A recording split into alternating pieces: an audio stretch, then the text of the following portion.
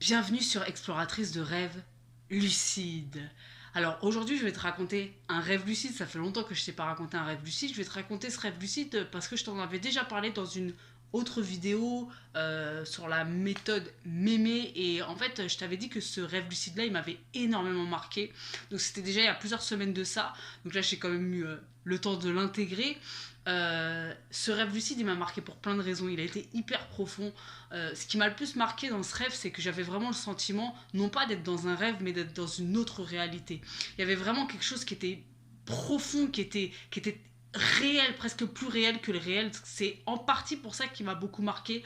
C'est aussi lié à ce que j'ai ressenti en me réveillant et c'est lié à certaines scènes qu'il y a eu à l'intérieur du rêve.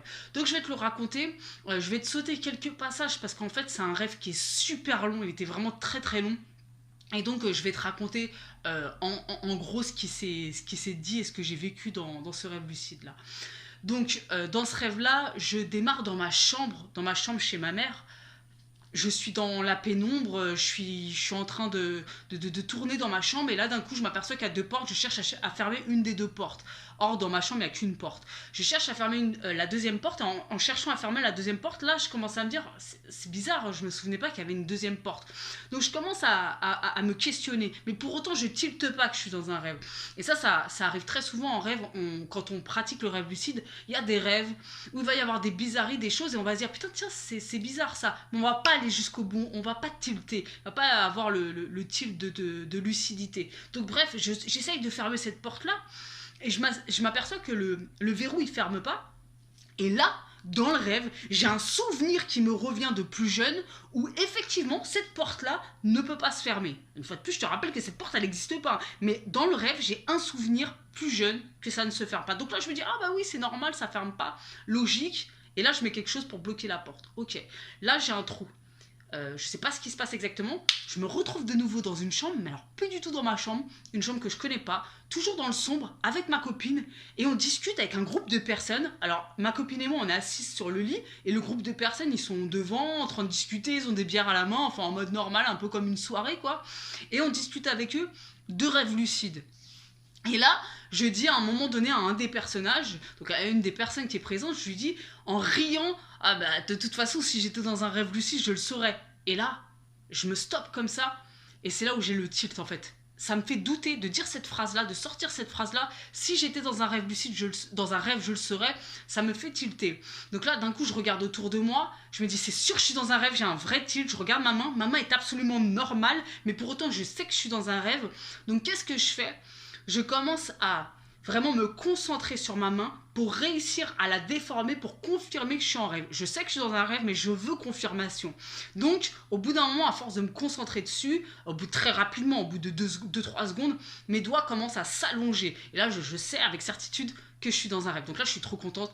Ma lucidité pendant tout ce rêve, elle est super bonne, super stable. Et pourtant, j'ai fait un truc un peu bizarre, dont je vais te parler après. Donc là, à ce moment-là, je me dis quoi? Je me dis, trop bien, je suis dans un rêve. Et là, je dis à ma copine, tiens, tu viens avec moi, je vais te montrer c'est quoi un rêve lucide. Parce que ma copine pratique pas du tout le rêve lucide. Donc je dis, vas-y, viens avec moi, je vais te montrer ce que c'est un rêve lucide. Et là, elle me stoppe. Elle me dit, non, stop. Avant toute chose, tu dois aller parler à ton père. Donc là, je te rappelle si tu le sais pas, parce que j'en ai parlé dans plusieurs vidéos, mon père est décédé il y a 10 ans de ça. Et un de mes objectifs tout au long de ma pratique de rêveuse lucide ces 10 dernières années, c'était de le rencontrer pour discuter avec lui de certaines choses, etc. Et donc, je l'ai rencontré à plein de reprises en rêve lucide. Il y a eu tout un parcours par rapport à ça. J'ai un parcours par rapport à ça. Et là, donc ma copine me dit non, tu vas parler à ton père. Donc là, je me dis, oh putain, ça me fait chier, j'ai pas envie de faire ça. Mais je me dis, ok, j'y vais. Et là, d'un coup, j'ai comme un flash dans ma tête, un espèce pareil de souvenir où je vois mon père plus jeune en train de discuter, etc. Je secoue la tête, ok, mais pareil, un souvenir, comme au début, un souvenir, vraiment un vrai souvenir, mais qui n'existe pas dans le réel. C'est-à-dire, si là j'y repense, c'est pas un souvenir que j'ai réellement. Bref, et là, je me mets à tourner dans la maison. C'est une maison avec plein de couloirs, des portes, tout est sombre. Je me mets à tourner, à tourner, à tourner. Et là, d'un coup, je vois sous une porte, tu sais, quand sous une porte, tu vois, t'as la petite bande en bas, et je vois une ombre en fait. Et je sens que c'est mon père. Donc là, je commence à discuter un petit peu avec lui, à l'appeler par la porte. Il me répond pas. Et là, c'est très bizarre parce qu'à aucun moment, en fait, il parle, mais je sens en fait ce qui se passe. Et là, d'un coup, je sens que c'est un enfant qui est derrière la porte. c'est mon père, mais c'est mon père enfant. Je sens que c'est une énergie de petit garçon qui est derrière la porte. Donc là, je lui parle, et ça, c'est un des premiers moments forts de mon rêve lucide, où je lui dis bon là, en fait, je lui parle à ce moment-là comme une mère bienveillante, protectrice, et je lui dis, là, il est temps d'arrêter, en fait. Ça sert à rien de rester dans l'entre-deux comme ça, il est temps que tu continues ton chemin, continue ta route, arrête de rester comme ça, de jouer à un jeu dans l'entre-deux, ça sert à rien. Et je sens, une fois de plus, il me répond pas, mais je ressens ce qu'il ressent, et du coup je traduis le ressenti en mots.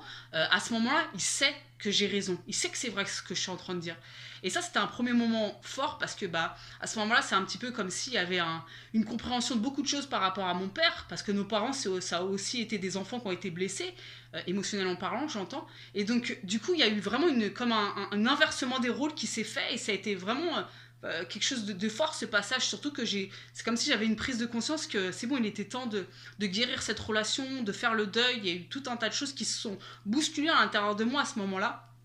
Donc ça, ok, j'ai ressenti qu'il savait que j'avais raison, et là, hop, c'est bon, j'ai tourné la tête, j'ai voulu passer à autre chose, je me suis même pas attardée là-dessus, là, à ce moment-là, je pensais plus qu'à vivre mon rêve lucide. Donc là, je réappelle ma copine, je l'appelle, etc., elle se repointe, je dis, vas-y, maintenant, cette fois, je vais te montrer c'est quoi un rêve lucide. Donc là, pareil, ellipse, il se passe, j'ai un trou, je me rappelle juste d'une scène à ce moment-là où je suis dans il y a une pièce, en fait, je suis toujours dans ces pièces sombres, et je vois un tas de jouets dans un coin de la pièce, et dans ce tas de jouets, il y a un petit hélicoptère, tu sais, un petit hélicoptère d'enfant, quoi. Et là, à ce moment-là, et ça, c'est le truc fou de mon rêve lucide qui n'a aucun sens, que j'ai toujours pas compris jusqu'à présent, c'est une bizarrerie du rêve, une bizarrerie de raisonnement. Je vois l'hélicoptère, je me dis, je veux trouver un hélicoptère, je veux voler en hélicoptère. Et pendant tout le rêve, et malgré le fait que j'avais une super lucidité, et c'est même un des rêves, si ce n'est le rêve, non, peut-être un des rêves en tout cas, lucide que j'ai fait avec la meilleure lucidité qui soit, la plus stable, pendant tout le rêve, j'avais quand même cet objectif en tête de prendre un hélicoptère et de voler. Et j'ai aucune idée de pourquoi j'avais cet objectif-là. Peu importe. Je vois l'hélicoptère, je me dis c'est bon, je vais emmener ma copine en hélicoptère, blabla. Et bref, là, ellipse. Donc je me souviens pas de ce qui se passe, je me retrouve à l'extérieur.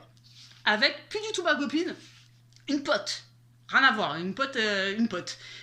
On se retrouve donc à l'extérieur, en partie à l'extérieur, et on se retrouve face à un long couloir, avec un long couloir de restaurant, si tu veux. Il y avait le long couloir, d'ailleurs, ce qui m'a beaucoup marqué dans ce rêve lucide aussi, c'est que je me souviens de beaucoup de détails visuels. Un long couloir, et de ce côté-là, plein de restaurants, c'est comme plein de restaurants à la filée, et de ce côté-là, plein de tables de gens qui mangent.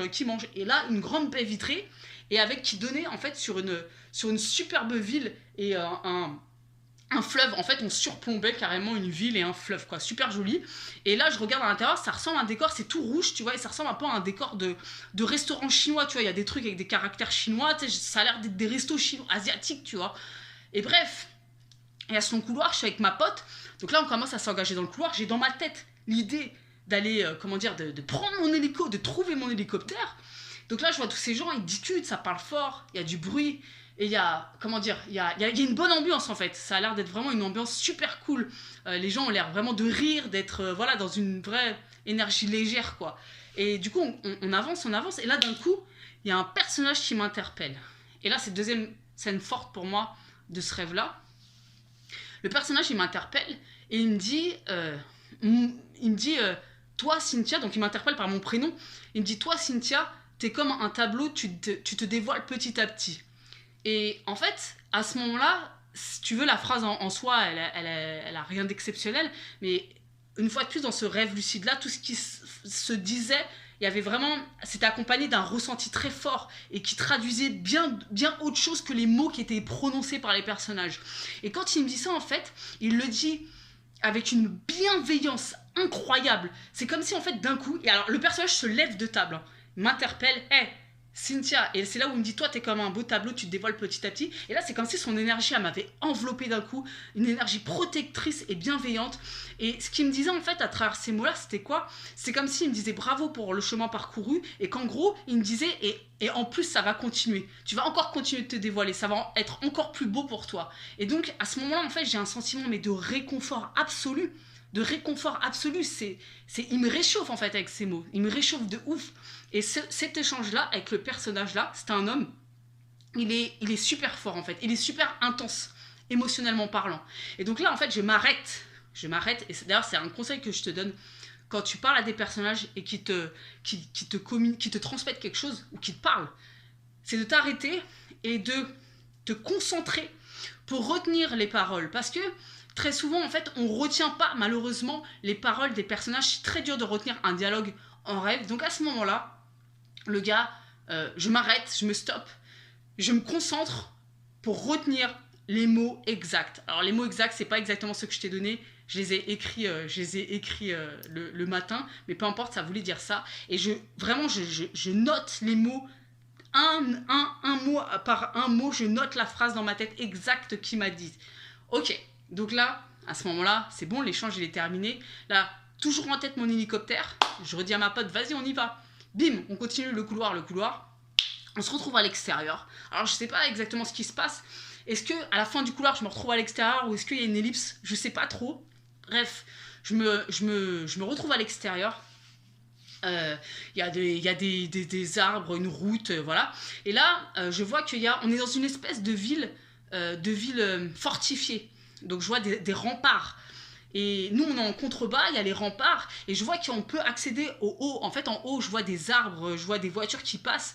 Donc là, je réfléchis, je me dis, ah, peut-être que l'hélicoptère, il sera en haut, il faut que je trouve le moyen de monter. Donc là, pareil, je poursuis ma route au niveau du mur. En fait, je cherche un escalier. Je trouve l'escalier, je monte l'escalier, et pendant que je monte l'escalier, je pense à mon hélicoptère. Je me dis, l'hélicoptère, quand je vais arriver en haut, il sera en haut.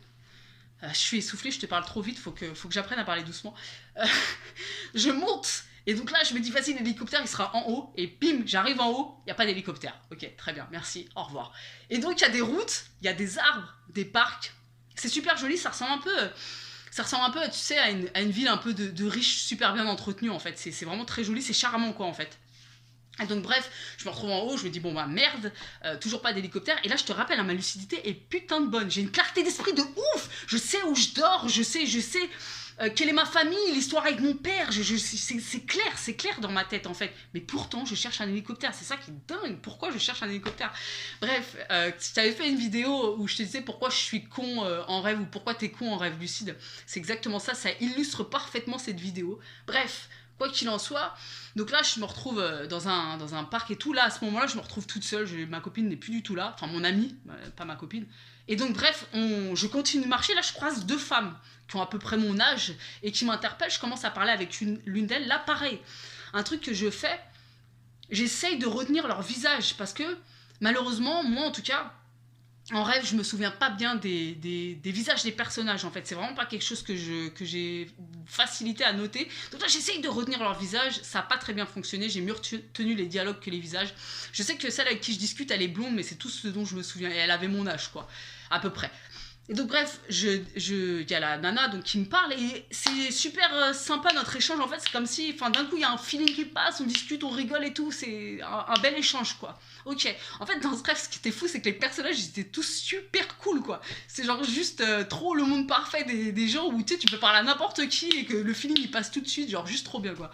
Bref. Donc, la nana part. Alors, je sais plus de quoi on parle, par contre. Ça, j'ai zappé. Je sais pas du tout de quoi on parle. Là, je vois un petit carrefour, une moto garée. Donc là, je me dis, je vais prendre la moto pour aller chercher mon hélicoptère. Donc là, je prends la moto. Et au moment où je monte sur la moto, il y a un gars qui arrive derrière moi, un jeune asiatique. Et là, je comprends tout de suite que c'est sa moto à lui. Donc là, je lui dis, ah, désolé, c'est ta moto et tout. Il me fait, ouais. Je dis, bah, ça t'embête pas que je te l'emprunte, j'ai un truc à chercher, si tu veux, on monte à deux. Il me dit, ouais, pas de problème et tout. Ok, donc je prends la moto, il monte derrière moi. Genre, juste le truc trop bien, quoi. C'est vrai que t'es dans la rue, tu vois une moto, tu sais, le propriétaire, il dit, ok, prends-la, pas de problème. Ok, donc je prends la moto, il monte derrière moi, le gars.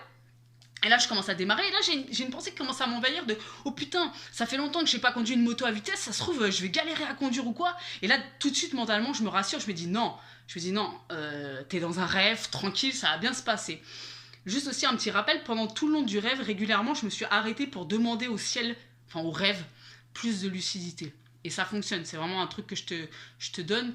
Tu te calmes et tu demandes plus de lucidité au rêve, plus de clarté d'esprit. Bref, là, au final, je prends la moto, ça se passe très bien. On roule Et là, on arrive à un rond-point enneigé, avec des flics en face qui barrent la rue d'en face et qui nous disent de tourner à gauche. Vers la gauche, il y a un parc. Et une fois de plus, putain, c'est dingue, je me rappelle de tellement des détails. Je te jure que si je voyais cette ville, pour de vrai, je la reconnaîtrais. C'est un truc de fou. Donc bref, les flics nous disent de tourner. Donc moi, je prends la moto, bim, j'essaie de pas glisser parce que c'est un peu glissant, il y a de la neige. Bim, je m'engage dans le parc. Et là, je me retrouve sur un petit chemin de terre. Et là, je roule. Et là, ce qui est fou, c'est que je suis lucide, mais pourquoi je suis en train de rouler pour aller chercher un hélicoptère? C'est que tu vois, il y a quand même un truc où le scénario continue de m'embarquer, tu vois, à un certain niveau. Et bref, je tombe sur un escalier en bois, et là, je me dis, vas-y, je suis dans un rêve, j'en ai rien à foutre, bim, je prends la moto, je monte l'escalier, et puis là, je me retrouve dans des escaliers à rouler en moto, le truc improbable que je ferais jamais en vrai, que j'arriverais pas du tout à faire. Donc bref, peu importe, et arrive un moment où l'escalier se termine, je stoppe la moto, et là, je me retrouve toute seule. Le jeune asiatique, derrière moi, il est plus là, quoi. Donc ok, je descends de la moto, et là, je continue de marcher, et là, je recroise de nouveau la blonde avec qui j'avais parlé peu de temps auparavant. Alors là, c'est un dialogue que j'ai écrit, parce que je sais pas si je vais... je l'ai écrit, je vais te dire exactement ce qui s'est dit. Alors, c'était où, merde donc, en fait, la nana, je la croise, on se dit bonjour, je vais y arriver. Voilà. Et là, à ce moment-là, il y a un truc qui me traverse trop fou, de me dire... d'avoir le sentiment de l'avoir créé parce que c'est mon rêve, en fait. Je me dis, en fait, j'ai dû la créer parce que c'est mon rêve, en fait. Et là, un peu comme si cette femme-là, elle avait capté ma pensée, tout de suite, elle répond à cette pensée en me disant, ah, je vais pas y arriver. Ah bon, voilà. Mais elle s'empresse de me dire, que je n'ai pas... Voilà. Et elle, en fait, elle répond à ça tout de suite en me disant que non, j'ai pas pu la créer puisque on s'est déjà rencontrés une première fois. Alors là, à ce moment-là, j'ai un gros bug. Je me dis, mais... Enfin, ça me fait bugger, en fait, cette phrase. Est-ce que c'est cohérent? Est-ce que c'est pas cohérent? Je sais pas trop. Est-ce que, ouais, alors je l'ai pas créé, on s'est déjà rencontrés. Et en fait, à ce moment-là, alors qu'au début, je me souvenais de l'avoir rencontré, je ne me souviens plus l'avoir rencontré. Et je lui dis, mais on s'est déjà rencontrés, je comprends pas exactement. Et là, je lui pose une question. Alors, pourquoi je lui pose cette question? J'en ai aucune idée. Alors, je lui dis que je me souviens pas du tout d'elle. Alors que, tu sais, 2 minutes après, avant, je me souvenais d'elle. Hein. Et je lui dis, mais tu crois qu'on peut pas faire autrement que d'être coincé dans la bulle de la société? Pourquoi je lui dis ça? Elle me répond, en fait il y a une logique en vérité, elle me répond que oui, c'est impossible d'en sortir, t'es obligé d'être coincé dans cette bulle-là et que tu dois suivre les codes et les règles. Sous-entendu, alors ça peut ne pas te paraître dans les mots, toi tu le traduirais peut-être pas de cette façon, mais moi une fois de plus dans ce rêve, je ressens en fait derrière les mots ce qui se joue et ce qui se dit réellement. En fait, ce qu'elle veut me dire par cette phrase, c'est on peut pas créer, il n'y a pas de créativité, t'es juste obligé de suivre des règles en fait, un truc préétabli. C'est ce qu'elle est en train de me dire. Et là, j'ai quand même un sentiment de déception. Et là, il y a l'asiatique qui était avec moi en moto qui se repointe en mode tout sourire, en train de rigoler et tout, et qui genre, alors on est posé sur un muret qui vient s'adosser au mur, et qui dit à la nana, ah quand même t'abuses un peu là, t'écourtes un peu le sujet quoi, tu penses pas qu'il y a un peu autre chose à dire. Donc en gros, je comprends qu'il est pas d'accord avec elle. Et qu'il y a autre chose à comprendre et à savoir. Donc moi, je lui demande à lui, je lui dis, mais tu crois que la créativité, ça existe? Qu'est-ce que t'en penses, toi? Et là, il commence à me parler, et à ce moment-là précis, il y a un grand gaillard qui arrive, un grand mec qui se met à parler très très fort, même à hurler quasiment, sur la voix de l'asiatique. C'est-à-dire que l'asiatique, il est en train de parler, je le vois sourire, avoir des mimiques, etc. Sauf que t'as un grand gars qui arrive et qui hurle par-dessus lui, comme fait exprès pour pas que je comprenne et j'entende ce que l'asiatique est en train de me dire, ce que le message du jeune homme. Et j'arrive à capter juste une phrase, et là, une fois de plus, je me suis stoppée pour bien la retenir. Je vais te la dire cette fois-ci, celle-ci mot à mot. Il me dit à un moment dans tout son dialogue, il y a un moment où le grand gaillard se tait, il me dit « L'art commence là où les mots s'arrêtent. L'art sert à exprimer ce que les mots ne peuvent exprimer. » Alors, cette phrase, j'ai aucune idée de si elle existe, de si c'est quelque chose que j'ai lu à un moment donné dans ma vie, dans un livre ou autre, et que mon inconscient me l'a resservi. J'en ai aucune idée. En tout cas, le gars me dit mot pour mot ça. Et dès qu'il a fini cette phrase-là, donc je me stoppe pour la retenir, le grand gaillard se remet à gueuler sur lui. En plus, je comprends rien ce qu'il dit, il crie dans tous les sens. Donc j'entends de nouveau plus ce qu'il dit l'asiatique, j'entends juste vraiment un mélange de mots de n'importe quoi. Et c'est comme si je sens à ce moment-là, il y aurait d'autres choses à comprendre, mais il y a comme un verrou. Donc je me dis, vas-y, je lâche l'affaire parce que j'ai peur de perdre ma lucidité. Je me dis, si je commence à me prendre la tête par rapport à ce qui est en train d'être dit, c'est sûr, je vais perdre ma lucidité. Donc en fait, j'ai un super réflexe à ce moment-là, c'est que je lâche prise instantanément. Je me dis, c'est pas grave, c'est pas grave. Donc, bim, je poursuis ma route. Et là, j'ai toujours en tête mon hélicoptère. Et j'arrive dans une place, et là, je me dis, dans un carrefour, et là, je me dis, vas-y, mon hélicoptère, il sera là. Je vais fermer les yeux, je vais penser à mon hélicoptère, et mon hélicoptère, il sera là. Donc, je ferme les yeux, je pense à mon hélicoptère, je les réouvre et je me suis réveillée en fait. Malheureusement, je les ai réouverts dans ma chambre, je me suis réveillée à ce moment-là. C'est pour ça que je te dis souvent, évite peut-être de fermer les yeux dans un premier temps parce qu'on ne sait pas forcément ce que ça peut donner. Moi, à chaque fois, c'est pas une très bonne expérience, je me réveille. Donc bon, au final, j'ai pas trouvé mon hélicoptère. Je ne sais pas pourquoi je cherchais un hélicoptère.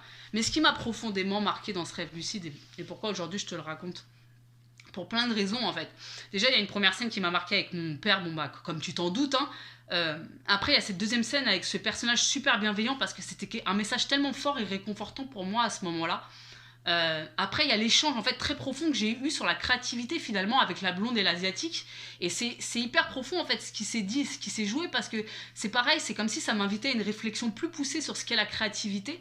Et j'ai trouvé ça très intéressant sur la remise en question des codes et des limites. Et j'ai trouvé ça vraiment intéressant. Mais là où ça m'a le plus profondément marqué ce rêve lucide là, alors c'était vraiment un rêve lucide où j'avais une grande clarté d'esprit. Malgré le fait que je cherchais un hélicoptère, une vraie grande clarté d'esprit. Les personnages étaient juste géniaux dans ce rêve. J'avais vraiment l'impression d'être dans une autre réalité avec des vraies personnes. C'était des vraies personnes. L'échange, il était vrai comme avec des gens qui sont ouverts, en fait. Ouverts de cœur, ouverts d'esprit. C'était juste trop beau, quoi. Mais ce qui m'a plus marqué, c'est au réveil. Alors, quand tu te réveilles d'un rêve, tu sais, des fois, tu mets un peu de temps à émerger. J'ai eu comme un sentiment de plénitude qui m'a envahi. Et à ce moment-là précis, à ce passage-là précis, j'avais plus aucune peur de la mort parce que je savais que mourir, c'était juste se réveiller du rêve. C'est comme un électrochoc dans tout mon corps. C'est comme si ça m'avait vraiment... C'est comme si c'était une vérité qui m'envahissait à ce moment-là. Et que pour moi, c'était juste une certitude absolue que la mort, c'était juste le réveil du rêve. Et bah putain, tu t'imagines un truc comme ça, c'est comme une prise de conscience énorme. Alors je te dis pas, aujourd'hui je suis plus forcément dans ce sentiment-là, même si pour moi je reste quand même avec ce truc-là qu'on est dans une forme de rêve, mais quoi qu'il en soit, j'ai plus cette sensation du réveil. Mais à ce moment-là, c'était une telle évidence, c'était tellement fort, et en même temps je ressentais un sentiment de légèreté, d'apaisement intérieur. Bah en même temps, je veux dire... si t'enlèves la peur de la mort ou même les peurs, enfin t'imagines je sais pas, le sentiment d'apaisement qui peut prendre place en toi, quoi, c'est juste énorme. Bah là, à ce moment-là, c'est ce que j'ai ressenti. Donc c'était juste énorme en fait. Ce rêve lucide, je m'en suis réveillée chamboulée, j'ai mis beaucoup de temps à émerger et il m'a suivi pendant quelques jours parce que pendant quelques jours encore, j'avais ce sentiment de légèreté, en même temps ce sentiment de légèreté, en même temps le sentiment de découvrir quelque chose de nouveau. Et du coup, bah voilà, c'était intense, quoi, tout simplement. Donc, voilà. Rappelle-toi, petit conseil. Quand tu parles à des personnages dans le rêve, surtout stoppe-toi pour retenir le dialogue. Tu peux même, si tu as un dialogue très très important avec un personnage et que tu vas absolument t'en souvenir, faire en sorte de te réveiller du rêve. Parfois, ça peut être utile de faire ça tout simplement pour noter vraiment ce qui se passe, la conversation que tu as eue.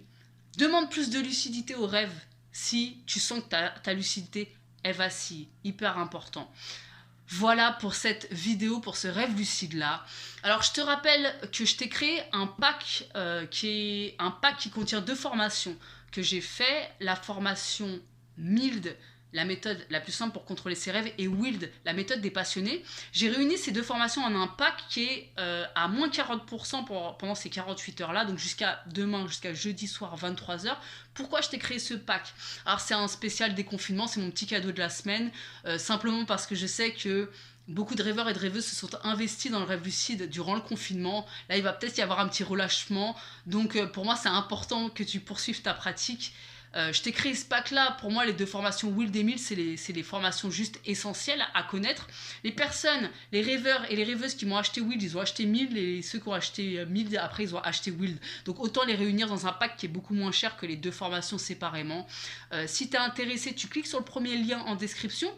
Si tu veux en savoir plus sur le détail de ce que tu vas trouver précisément dans ces formations-là, tu cliques sur voir la formation, et puis si tu es prêt à sauter le pas, tu fais simplement accéder, tu remplis ton adresse mail, ton moyen de paiement, et je te rappelle que ton accès aux formations que tu achètes, ton accès est à vie, évidemment.